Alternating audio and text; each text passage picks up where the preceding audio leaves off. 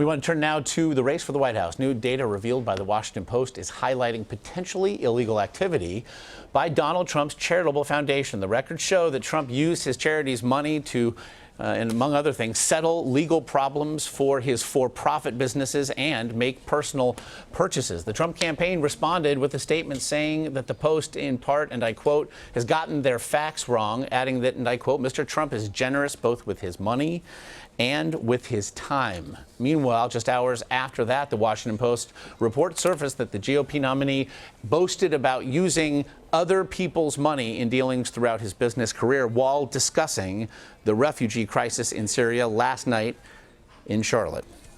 President Obama has doubled the national debt. So over 200 years of debt, and in 7.5 years, he's doubled it. Think of it. So we have almost $20 trillion. So we're going to get Gulf states who are loaded up with money, We're going to get the Gulf states to pay for safe zones. We'll lead the project, like it's called OPM. I do that all the time in business, called other people's money. There's nothing like doing things with other people's money. That was Donald Trump last night in North Carolina. Major Garrett is in Cleveland, Ohio for us this morning, where Trump will be making a first campaign stop on the day. And again, Major, we just heard the candidate discussing safe zones in Syria. However, as you actually pointed out in your piece earlier this morning, it is a rather apt description of what the Trump Foundation now stands accused of doing with regard to further reporting by the Washington Post. These latest revelations and surrounding the charitable giving by that foundation and the potential damage they could inflict. What do you make of it all?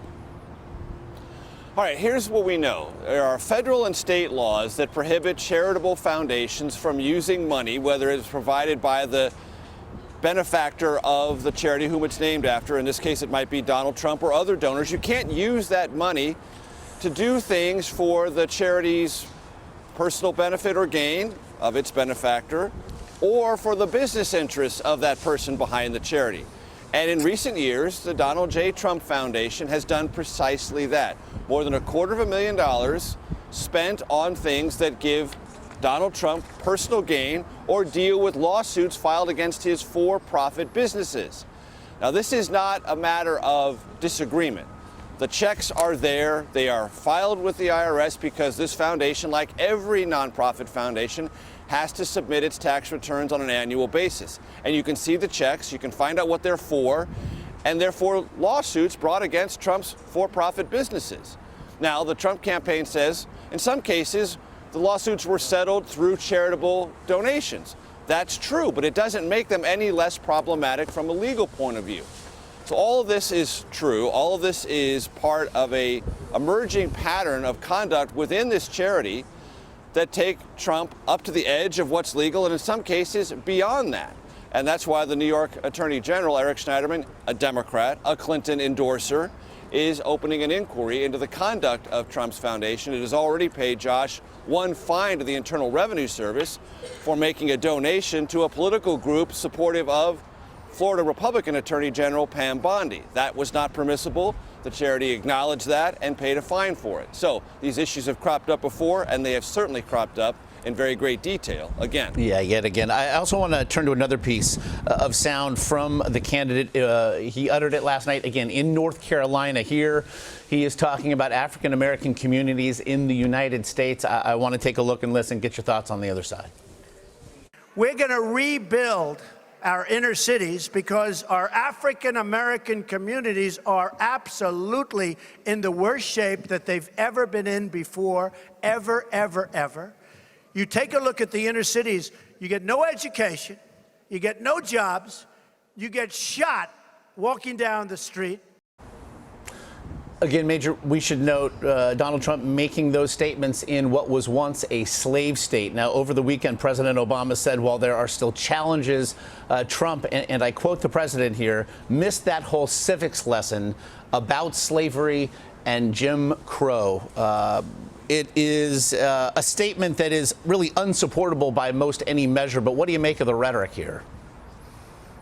That it's overhyped rhetoric that's so typical of Donald Trump. He wants to make a point that things are bad, but he has no sense of self-control or no sense of historical context about the point he's trying to make and how to root it in actual experiences, history, or fact. That's pretty common for Trump on a lot of different levels. But if you're trying to appeal to African Americans and saying the life you're living in early 21st century America is worse than the slave era, worse than Jim Crow, worse than things existed before anti-poverty programs, the Civil Rights Act, the Voting Rights Act, they're simply not going to believe it. Are they going to believe that there are problems and challenges, as President Obama has said? Absolutely.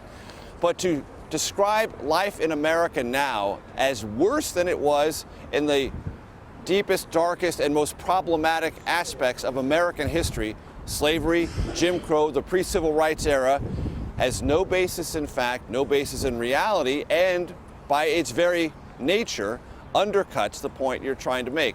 Trump's done that before. It's not a new phenomenon, but if this minority outreach is going to have any validity whatsoever, it's got to be a little bit more precise and a little bit less indifferent to facts and history. Yeah, factually accurate would help. Also getting a look, Major, at some August fundraising totals this morning, courtesy of the FEC. Anything stand out to you? Look, they've both raised a lot of money.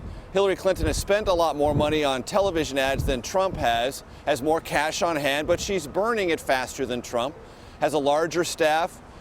Interestingly for Trump, he is almost caught up to Hillary Clinton in the number of small dollar donors, but he is having a very big problem with a sort of institutional establishment, if you will, Republican donors who are shifting much more of their financial wealth and interest to down ballot races to try to protect Republican majorities in the House and Senate. But look, Trump has proved he doesn't need the same amount of money as Hillary Clinton to be competitive. He only has his third television ad of the general election campaign up, and he's remaining competitive in the polls. What will be interesting to see, Josh, is if any of this money that Trump is raising, and some of it is going to the Republican National Committee, will actually build out sufficiently large grassroots operations to deliver the vote that is so visible and enthusiastic at Trump rallies in population, but you need to translate those large numbers into actual votes. That's going to be a big challenge for Trump. It has been through this entire campaign. I can tell you last night in Kenansville, North Carolina, there was a table in the back of a packed arena for voter registration and volunteer sign-up. It was hardly visited at all.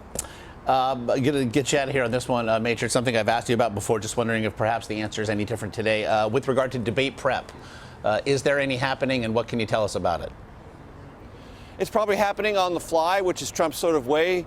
He picks up things from advisors, and he's probably reviewing the speeches that he's given over the last couple of weeks, which are much deeper and richer in detail and policy than the ones before that. That's not saying a whole lot, but it's absolutely true. And what Trump wants to do this week is say, hey, I'm campaigning every day. Hillary Clinton is, as he suggested on Twitter, probably facetiously, sleeping. She's not. She's preparing for the debates. But Trump wants to convey this sense of being vigorous, constantly on the road through Friday, spend some time on the weekend preparing. But Trump's clearly of the belief that what he needs to do in the debate is not best Hillary Clinton on policy or details, but on strength, on a general orientation to the issue, and presenting himself as an ironclad change agent against the status quo. And for that, he believes, there's not much preparation required. Indeed. Major Garrett there in Cleveland, as always, the insight, very appreciated. You got it.